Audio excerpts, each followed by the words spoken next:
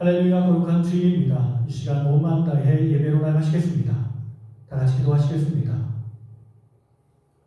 우리들이 드리는 예배를 기쁘게 받으시는 하나님 아버지, 감사와 찬송과 영광을 올려드립니다.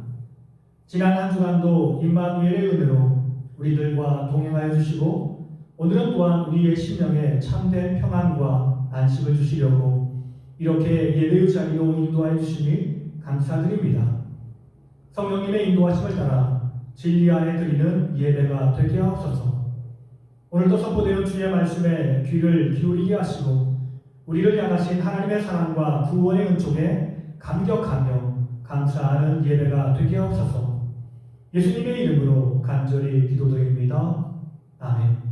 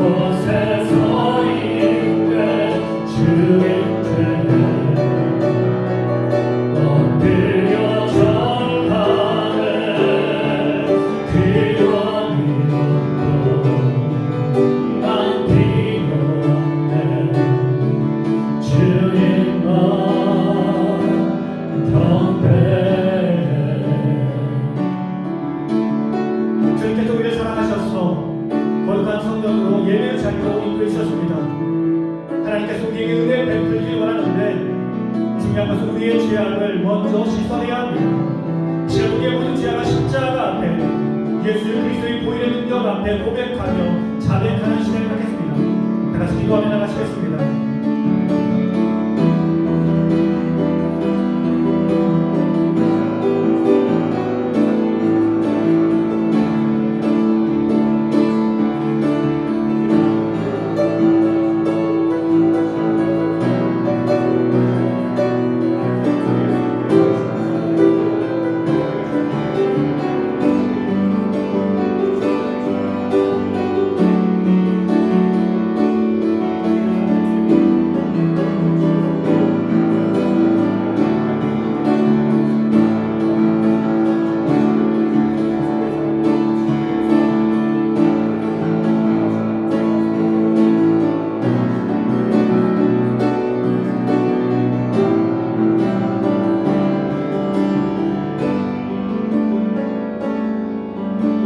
여기 죄인의 우리를 향하신 주님의 용서의 말씀이 있습니다. 주께서는 용서하시는 하나님이시라. 은혜로우시며 긍휼히 여기시며 더디 노하시며 인자가 풍부하심으로 그들을 버리지 아니하셨나이다. 주님께서 주님의 인자하심으로 우리를 용서하셨습니다. 기쁘게 힘차게 찬양으로 나가시겠습니다.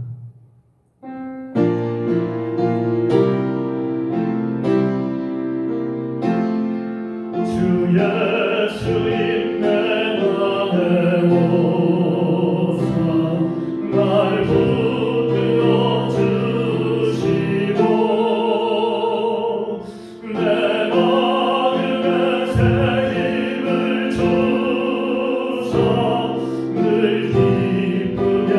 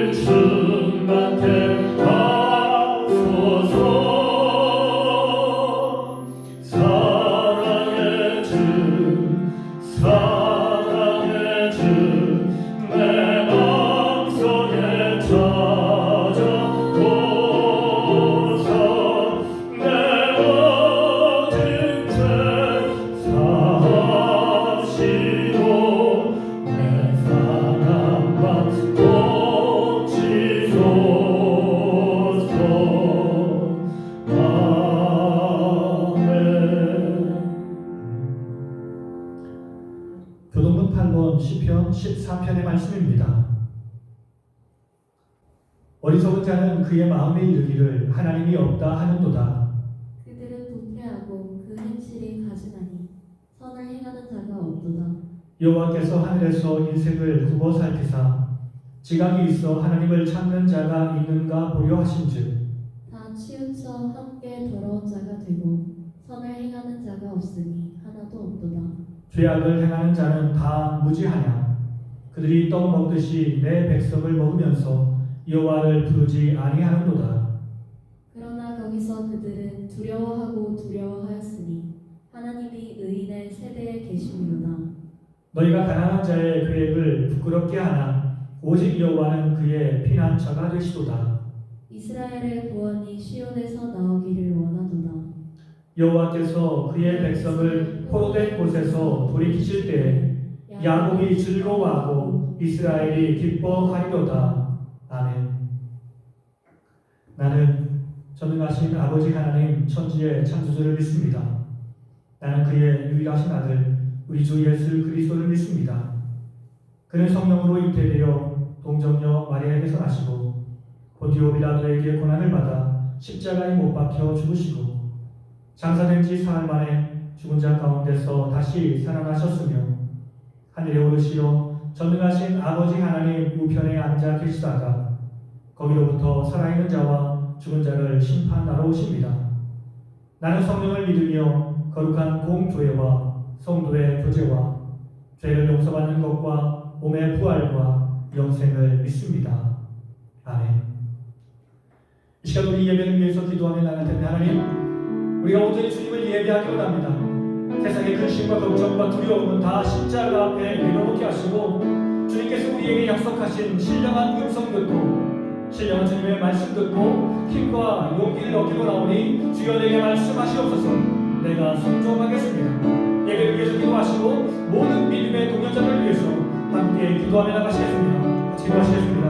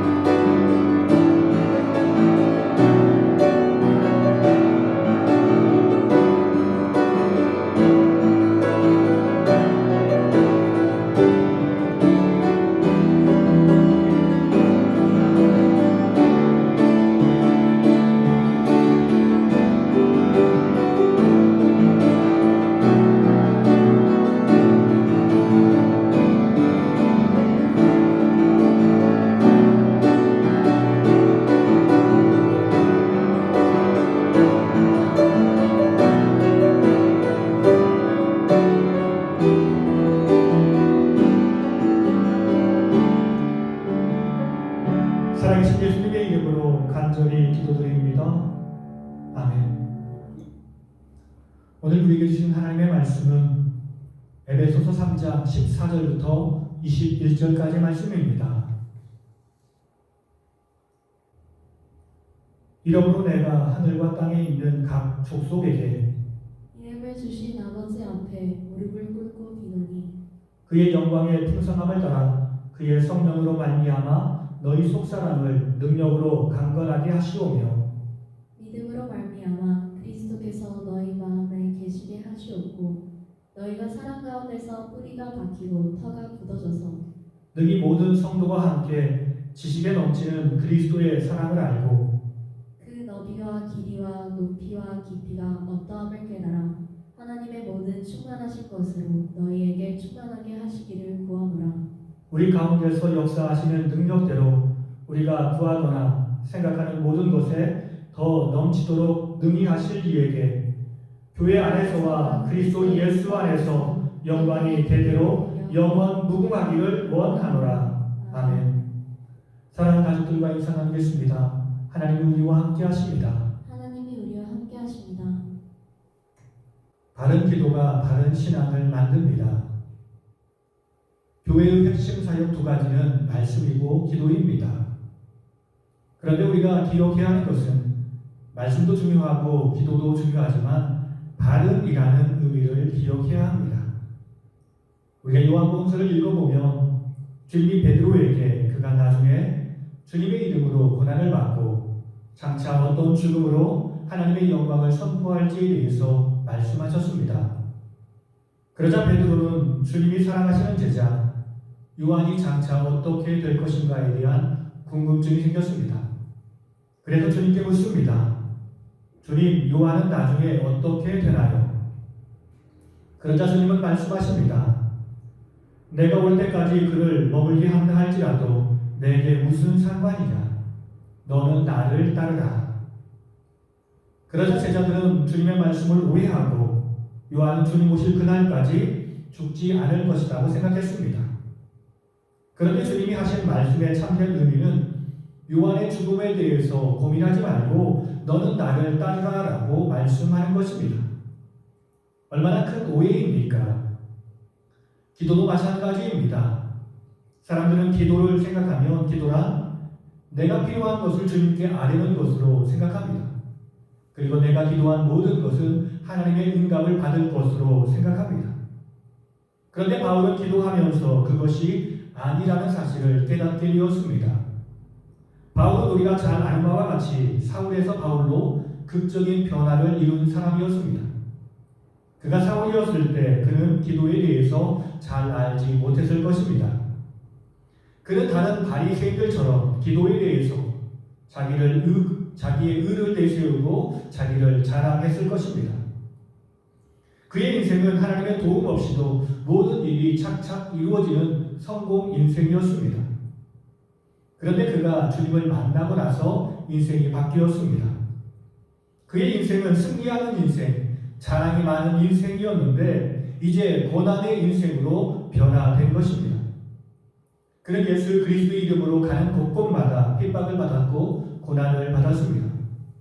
그의 삶은 참으로 힘들었고 어려운 인생이 되었습니다. 특별히 그는 육체에 가시가 있었습니다. 그가 어떤 육체의 가시를 안고 있었는지 확실하지는 않지만 그것은 너무나 힘들고 어려운 일이었습니다. 이런 어려움을 당하면서 그는 기도의 본질이 무엇인지를 깨닫게 되었습니다. 누가 하나님께 기도할 수 있습니까? 자신의 무능력을 깨달은 사람입니다. 승리하는 인생, 성공하는 인생을 사는 사람은 별로 기도하지 않습니다. 기도하지 않는다 할지라도 자기가 계획한 모든 일들이 착착 진행되기 때문에 그렇습니다. 그들은 일에 집중하며 살아갑니다. 우리는 언제 기도할까요? 그렇습니다. 우리가 할 수 없는 일, 최선을 다하는데도 불구하고 안 되는 일이 생길 때 우리는 기도하는 것입니다. 그렇다면 누가 기도할 수 있습니까? 하나님의 전능함을 깨달은 사람입니다. 14절과 15절은 이렇게 말씀합니다. 이러므로 내가 하늘과 땅에 있는 각 족속에게 이름을 주신 아버지 앞에 바울은 하나님께 기도합니다. 바울이 기도하는 하나님은 어떤 분이십니까? 그분은 하늘과 땅에 있는 각 족속에게 이름을 주신 분이었습니다. 다른 말로 표현하면 하늘과 땅에 있는 모든 존재가 그분의 힘으로 말미암아 유지되고 그 안에서 의미를 찾을 수 있다는 말씀입니다. 다른 말로 표현하면 하나님만이 온 세상의 통치자이시며 그분은 전능하신 하나님이시라는 뜻입니다. 그렇습니다. 사람이 기도하지 않는 이유는 하나님의 능력을 알지 못하기 때문에 그렇습니다. 내가 의지할 다른 것이 있기 때문입니다. 그러나 진실로 나의 도움이 오직 주님께만 있으며 그분은 전능하신 하나님이라는 사실을 깨닫게 되면 우리는 기도할 수밖에 없습니다. 하나님 앞에 기도할 수밖에 없는 것입니다. 수많은 믿음의 선조들은 기도하는 사람이었습니다. 삶의 문제가 닥칠 때마다 기도로 하나님께 나아갔습니다. 우리 주님도 이 땅에서 사역을 하시면서 아버지 하나님을 향해서 기도하셨습니다. 왜냐하면 그분만이 나를 도우실 수 있는 유일한 존재임을 우리 주님은 잘 알고 계셨기 때문이었습니다. 이런 사람의 기도는 당연히 주 앞에 겸손한 기도입니다. 15절 하반절은 이렇게 말씀합니다. 무릎을 꿇고 비노니. 기도는 우리가 하나님과 싸우는 행위가 아닙니다. 자기의 고집으로 하나님을 움직이는 행위가 아닙니다. 우리가 성경을 읽다 보면 크게 오해하는 부분은 야복강에서 하나님과 겨룬 야곱의 이야기를 읽을 때입니다. 어떤 사람은 자신의 기도 제목을 하나님 앞에 주장하며 목을 굽히지 않고 끝까지 싸워서 내 뜻을 관철시키려 하기도 합니다. 그러나 이런 것은 기도가 아니라 고집일 뿐입니다. 야곱은 분명 자신의 삶의 위기에서 하나님의 도움을 구합니다. 그는 절체절명의 상황에서 하나님의 도움을 구한 것입니다. 목숨을 걸고 간절히 기도하며 하나님의 자비와 은혜를 구한 것입니다. 겸손히 주의 은혜를 구하는 백성에게 주님은 반드시 은혜를 베풀어 주십니다. 우리의 행위가 하나님의 마음을 움직이는 것이 아니라 하나님의 자비와 하나님의 은혜로 하나님께서 우리에게 응답을 베풀어 주신 것입니다. 우리가 그 사실을 기억한다면 우리는 주 앞에 겸손하게 기도할 수밖에 없습니다. 우리가 이처럼 하나님의 주권과 은혜를 기억하면 우리의 기도는 달라질 것입니다. 기독교의 위대한 저술가 중 한 사람인 조지 맥도날드는 이렇게 말씀했습니다.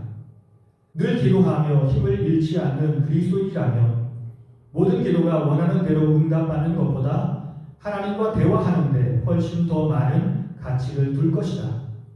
이것이 기도의 궁극적인 목표이다. 모든 사람들의 대부분의 기도는 문제에서 출발합니다. 우리의 모든 기도는 우리의 삶과 아주 밀접한 관계를 맺고 있습니다. 특별히 우리에게 닥친 어려움과 환난과 아주 밀접한 관계를 맺고 있습니다.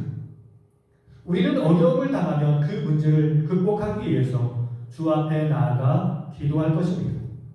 이것은 당연한 일입니다. 기도는 하나님께서 자녀인 우리에게 주신 특권입니다. 하나님의 자녀만이 아버지 하나님을 향해 기도할 수 있습니다. 그러므로 우리는 언제든지 하나님을 향해서 기도해야 하지만 문제가 있을 때 우리의 아버지 하나님께 그 문제를 가지고 나아가 기도해야 합니다. 그러나 우리의 기도는 주님을 바라보는 것으로 끝나야 합니다. 아들이 부모님을 찾았습니다. 어려운 형편에 있는 자신의 삶의 문제를 해결하기 위해서 부모님에게 물질의 도움을 받기 위해서 찾아간 것입니다. 아들이 도착하자 부모님은 아무 말도 묻지 아니하시고 밥 먹었니? 라고 말씀하시며 식사를 준비하십니다. 그리고 아무 말 없이 아들과 함께 식사를 하십니다. 별 말씀은 하지 않으셨지만 부모님은 아들의 모든 상황을 잘 알고 계셨습니다.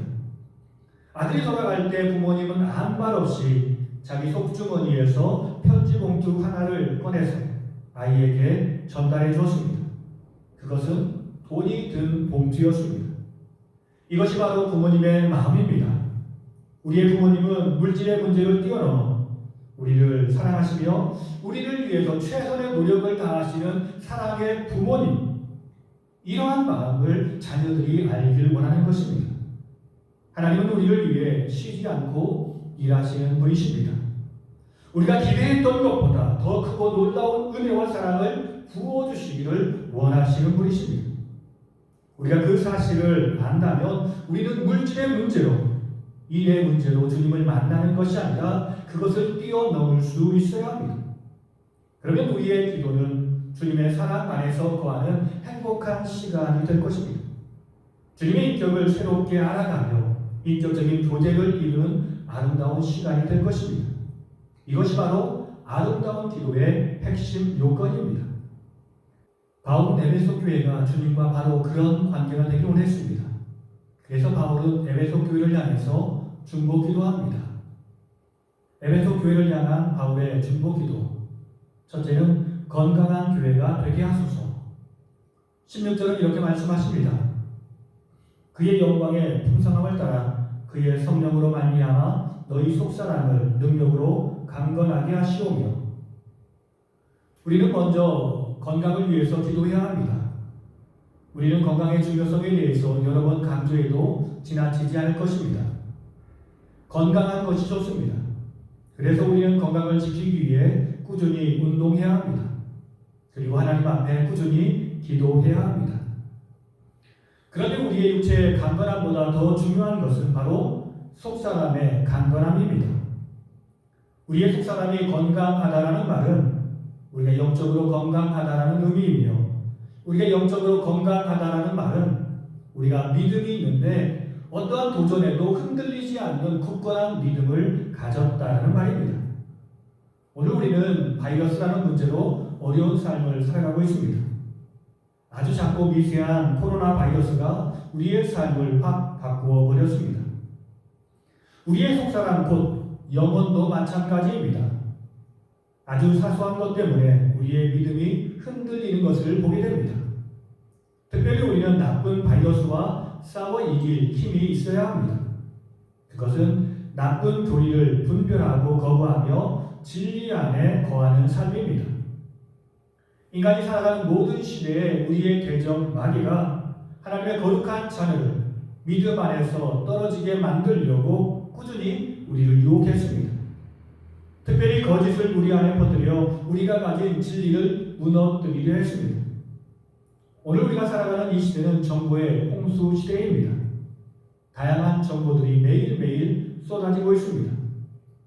이런 정보들 안에는 다양한 신앙 정보도 포함되어 있습니다. 우리가 알지 못하는 나름대로 유명한 목사라고 하는 사람들이 유튜브에서 강의를 하고 설교를 합니다. 우리는 그들의 강의를 들을 때 때론 내 감정에 치우쳐 판단하기도 합니다. 내 마음에 듣기 편하면 그가 하는 모든 말이 다 옳다라고 여기고 그것이 좋은 사람 그리고 진리라고 생각하는 것입니다. 그런데 여러분, 사람들이 목사라고 부르는 사람들 중에 정통 교리를 가르치는 목사들도 있지만 거짓 이단자들이 거짓 사상을 우리에게 전파하는 경우도 많이 있습니다. 교회라는 이름으로 말하고 있지만 하나님의 백성들을 현혹하는 사람들도 있습니다. 그러므로 우리는 그것들을 분별할 수 있어야 합니다. 바울이 바라는 것은 에베소 교회가 거짓에 현혹되지 않는 교회, 반듯한 교리 위에 세워진 든든한 교회가 되길 원하는 것입니다. 두 번째는 환난에 무너지지 않는 교회가 되어야 합니다. 17절은 이렇게 말씀합니다. 믿음으로 말미암아 그리스도께서 너희 마음에 계시게 하시었고 너희가 사람 가운데서 뿌리가 박히고 터가 굳어졌어. 바울은 교회의 터가 굳어지고 뿌리가 박히길 위해서 기도했습니다. 여러분, 언제 우리가 흔들릴까요? 그렇습니다. 보통 사람이 믿음이 흔들리고 삶이 흔들릴 때는 바로 환난이 임할 때입니다. 우리는 환난과 고통을 두려워하지 말아야 합니다. 기독교의 핵심은 십자가입니다. 우리는 십자가라는 이야기를 너무 많이 들었습니다. 그래서 십자가를 져야 한다는 사실도 잘 알고 있습니다. 그런데 여러분, 십자가는 결코 쉬운 문제가 아닙니다. 로마에서 최고의 형벌이 십자가였습니다. 죽고 싶어도 죽을 수 없는 것이 바로 십자가형이었습니다. 천천히 죽어가는 것이 십자가형이었습니다. 공중에 나는 새가 몸을 공격하기도 했습니다.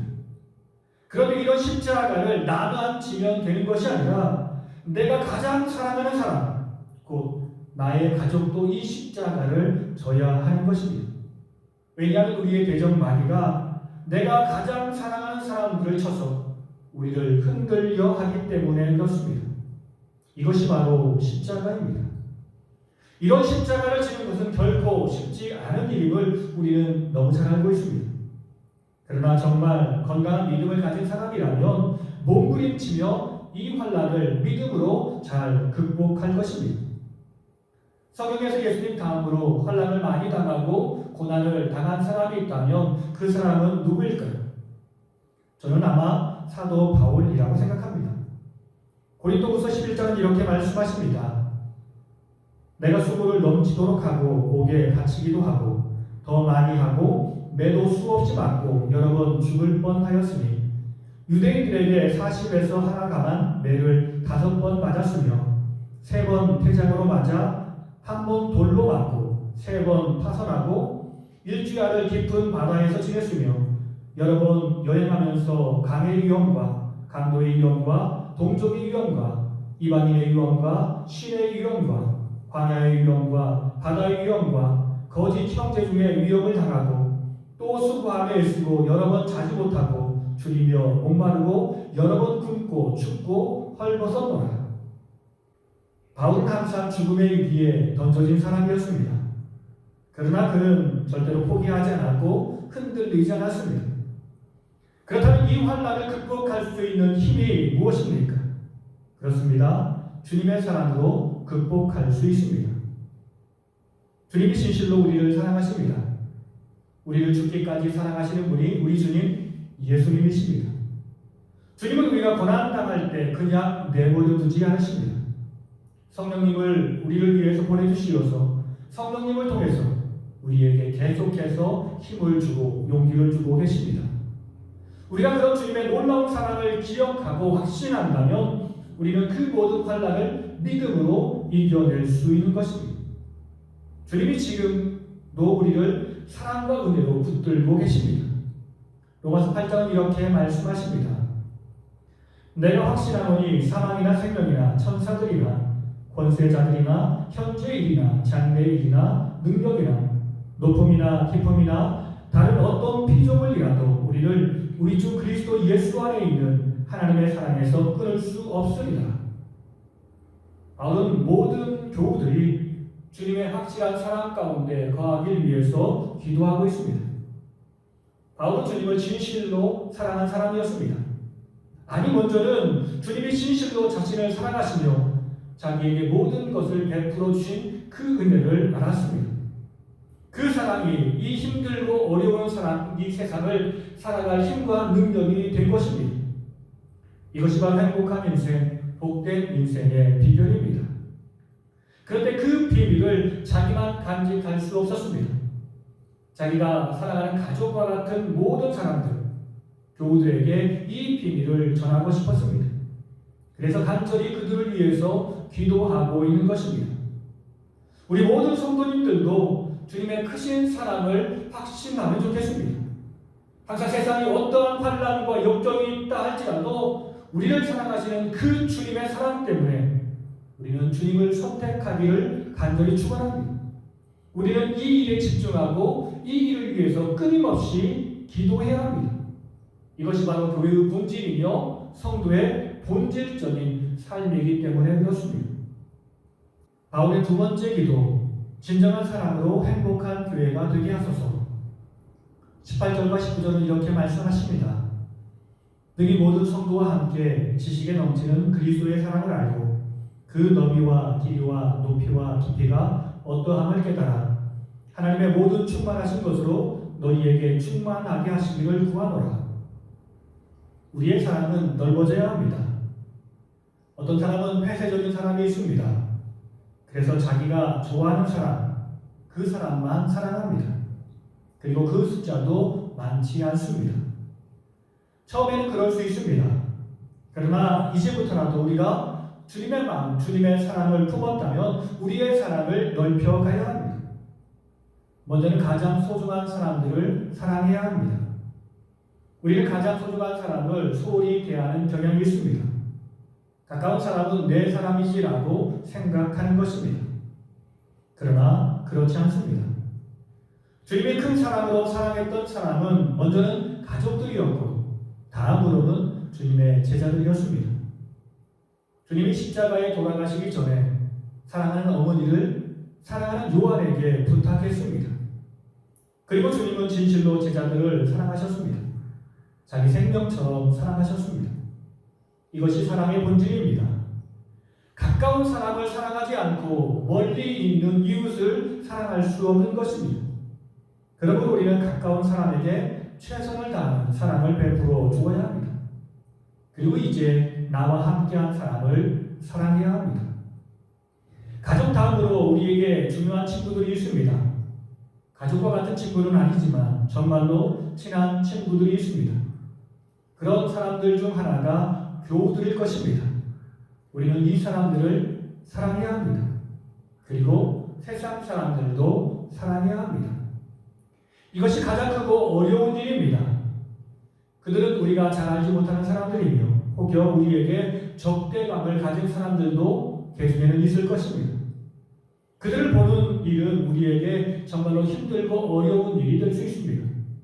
그러나 주님은 사람을 바라보지 않으셨습니다.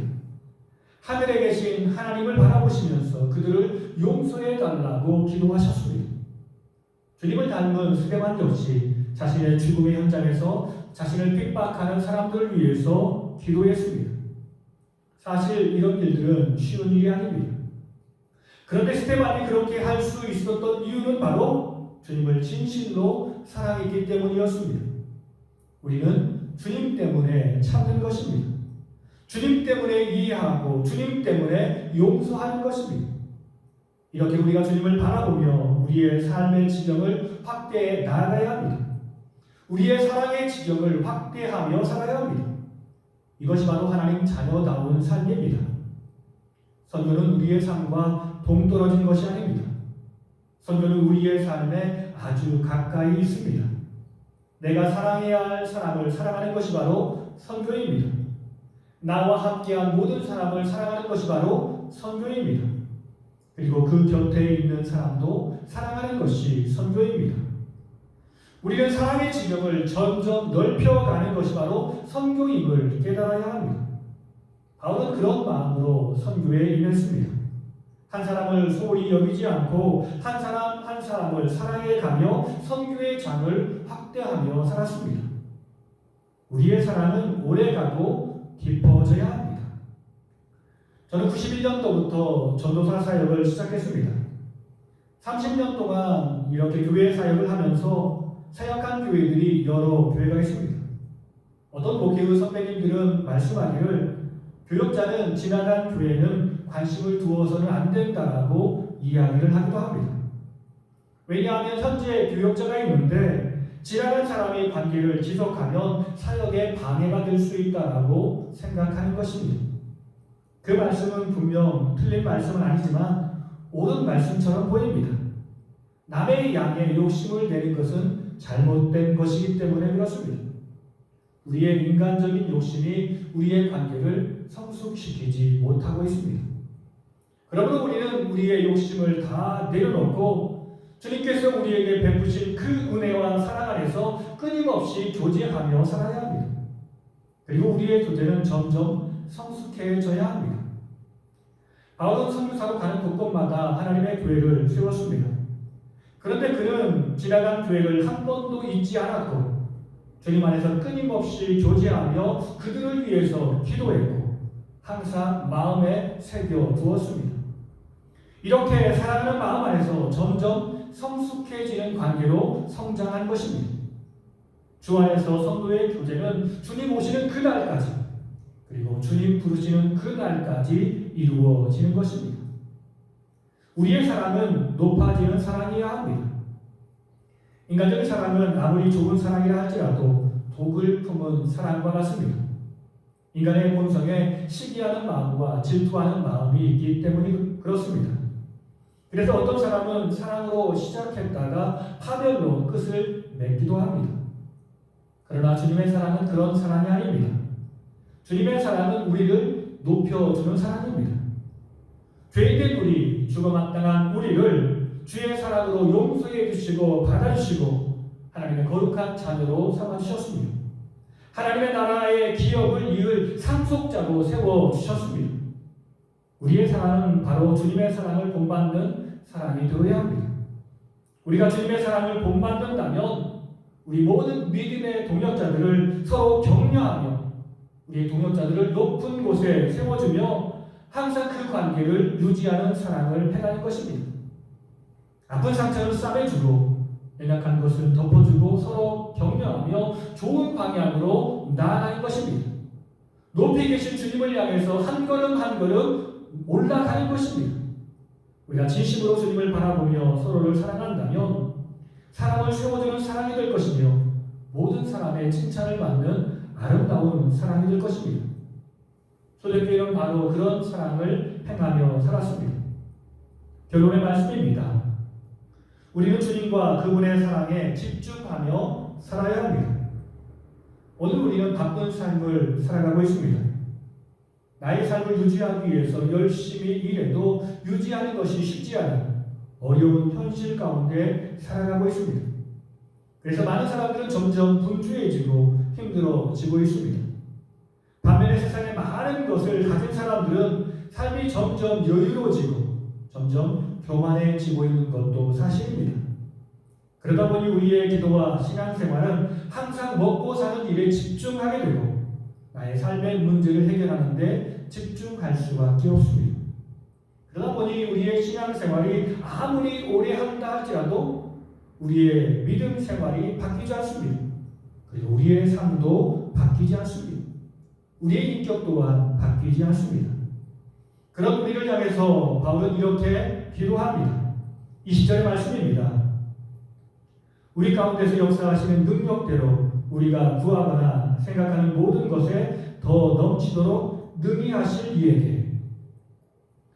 주님은 우리를 진심으로 사랑하셔서 우리가 기도한 것보다, 우리가 기대한 것보다 더욱더 큰 사랑과 은혜를 베풀어 주시는 사랑의 주님이십니다. 그렇습니다. 주님은 진심으로 우리를 사랑하십니다. 우리를 위해서 모든 것을 다 준비하고 계십니다. 그러므로 우리는 그분의 사랑 안에 거하는 삶을 살아야 합니다. 어떠한 어려움이 있다 할지라도 주님의 사랑을 확신하고 주님이 나를 사랑하신 것처럼 우리도 주님을 사랑하는 일에 집중하며 살아야 합니다. 더 나아가 우리의 사랑을 사랑하는 가족들에게 실천하고 믿음의 동역자들에게 실천하고 내가 만나는 모든 사람들에게 전하여서 주님의 살아계심을 선포하며 살아야 합니다. 그렇게 우리가 산다면 우리의 삶은 주님의 기쁨이 되며 주님의 자랑이 되고 멸류관이 될 것입니다. 세상 모든 사람이 우리의 삶을 통해 주님의 살아계심을 보게 될 것입니다. 모두가 주 안에서 행복한 인생이 될 것입니다. 이 믿음으로 주를 사랑하는 일에 주님의 사랑을 실천하는 일에 집중하며 지나는 우리 모두가 되기를 예수님의 이름으로 간절히 축원합니다. 다 함께 기도하시겠습니다. 진실로 우리를 사랑하셔서 우리와 아주 가까이 계시며 우리의 삶을 인도해 주시는 주님, 우리가 주님의 사랑과 그분의 은혜를 알게 하시니 감사합니다. 이 세상이 아무리 힘들고 어렵다 할지라도 그 모든 문제를 해결할 수 있는 유일한 힘은 오직 주님의 사랑 안에 거하는 이름을 알고 세상의 어떠한 유혹에도 어떠한 도전에도 흔들리지 않는 믿음으로 주와 동행하는 우리 모두가 되게 하옵소서. 그리고 주님이 우리에게 주신 풍성한 은혜와 사랑을 가슴에 새기며 나와 함께하는 모든 사람들과 관계 속에서 주의 사랑을 실천하며 살아 주의 사랑이 점점 성숙해지고 풍성해지는 우리의 삶이 되게 하옵소서. 그래서 나와 모든 사람이 주 안에서 행복해지도록 크신 은총과 사랑을 베풀어 주시옵소서. 우리를 사랑하시는 예수님의 이름으로 간절히 기도드립니다. 아멘. 찬양하시면서 준비한 예물 하나님께 올려드리겠습니다. 내가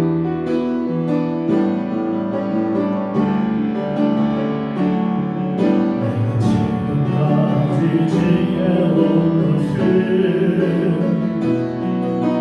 주의 은혜라 주의 은혜라 지금까지 지내온 것은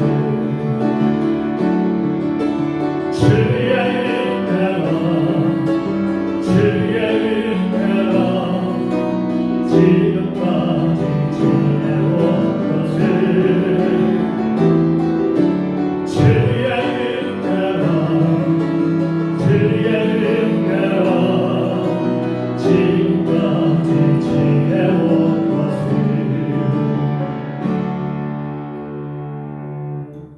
항상 우리를 사랑하셔서 우리에게 생명 주셨고 이 세상을 살아갈 힘과 능력을 주시며 물질의 복을 주시어 주 안에서 행복한 삶을 살게 하신 주님 진심으로 감사드립니다.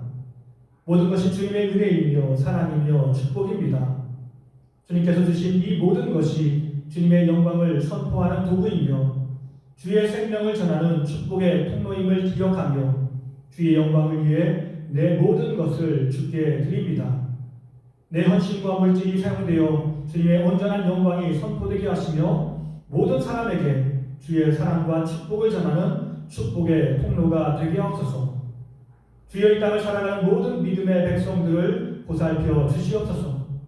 주님께서 병든 이 땅을 치유해 주시고 상한 심령을 싸매 주시고 상한 육체가 주께 힘을 얻고 담대히 일어서도록 주여 큰 은총을 베풀어 주시옵소서. 우리의 삶에 닥친 모든 영육간의 문제가 주의 능력으로 해결되게 하옵소서. 주여 몸이 병들어 기도하는 주의 동역자들을 기억하시고 붙들어 주시어서 주님 치유의 손길로 그들을 치유하시고 회복시켜 주시옵소서. 그들이 건강한 모습으로 일어서도록 큰 은총을 베풀어 주시옵소서. 모든 영광을 하나님께 올려드리오며 우리를 사랑하시는 예수님의 이름으로 간절히 기도드립니다. 아멘. 사랑하는 가족들과 다시 한번 인사를 나눌 때 주의 사랑을 확신하고 실천하며 살겠습니다. 주의 사랑을 확신하고 실천하며 살겠습니다. 그렇습니다. 주님께서 우리를 사랑하십니다. 그 믿음으로 세상을 이겨내야 할 줄 믿습니다. 우리 마지막 찬양 하나님께 올려드리겠습니다.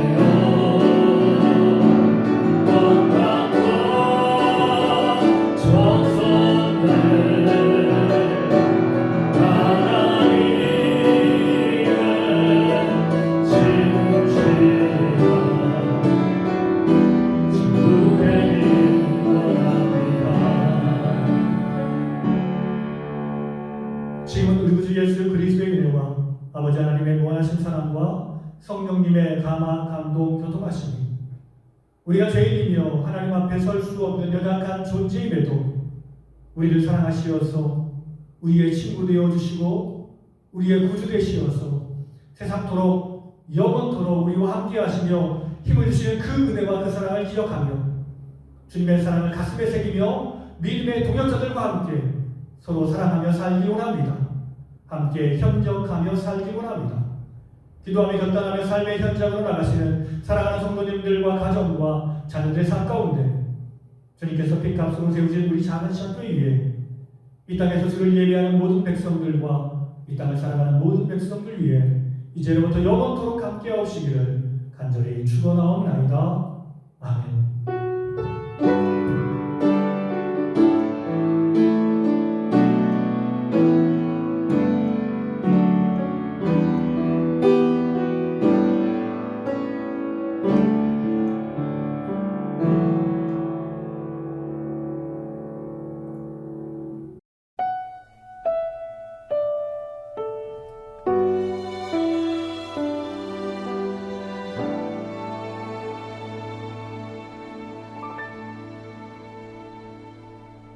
나 무엇과도 주님을 바꾸지 않으리.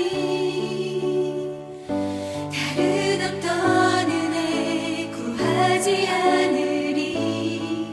오직 주님만이 내 삶의 도움이시니 주의 얼굴 보기 주님 사랑해요.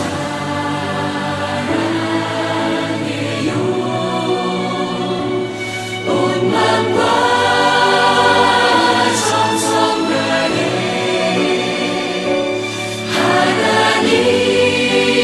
하나님의 신실한 친구 되기 원합니다.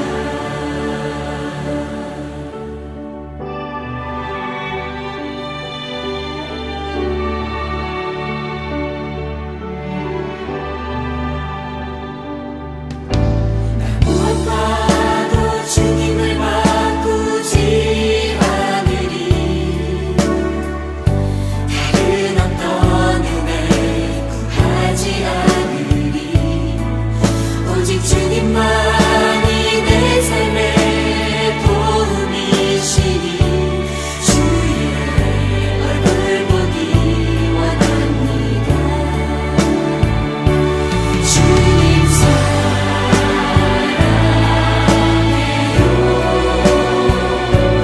온 마음과 정성 다해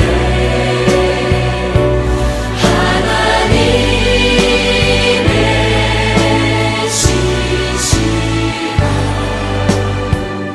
친구 되기 원합니다. 주님 사랑해요.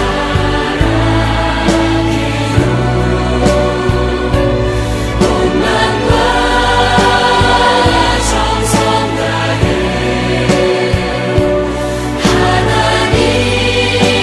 하나님의 신실한 친구